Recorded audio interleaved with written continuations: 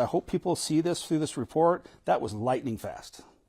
We moved very, very quickly. I know it didn't feel that way, but this was a very rapid response. The report shows detectives had names of their primary suspects and got search warrants within a week that showed proof the teens talked about deleting videos and pictures, started up a private group chat, and brought burner phones just days after Preston's attack.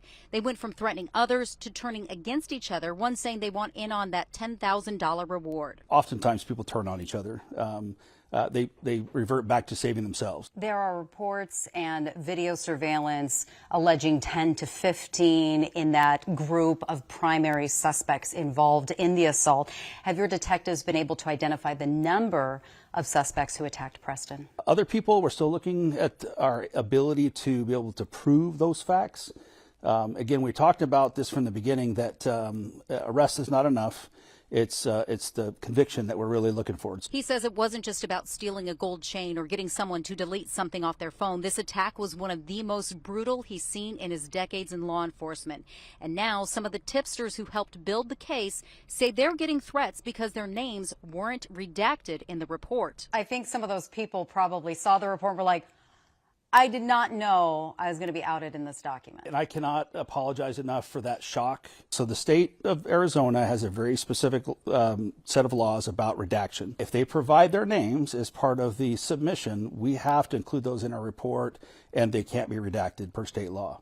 Now, I don't necessarily think that's great for not only for the ability for us to get information from people, but just the general idea of public safety. So we are looking at what can we do as a town, and what can our elected officials do to help influence maybe the state legislature to update that law? He says the law needs to change, and he's encouraging people to keep coming forward. You can make tips anonymously. How confident are you have enough to win convictions here? We wouldn't have gone to this point if we didn't feel that we had the information we needed. How confident are you everyone involved will be held accountable? Everybody that we have sent charges on, I'm very confident in that. Outside of that, we're trying to make sure that we can solidify a successful prosecution, but we're working on to see if we can get that.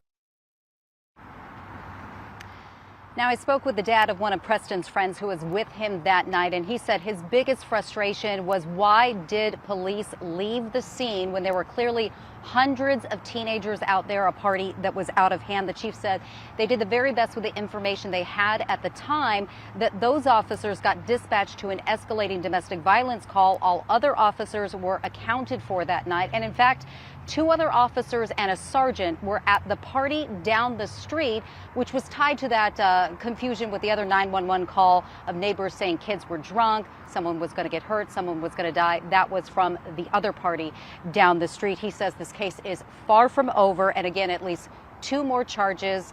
Recommendation for charges have been filed with Maricopa County Attorney's Office. Count on us to keep you posted. Nicole, live for us tonight in Queen Creek. Thank you.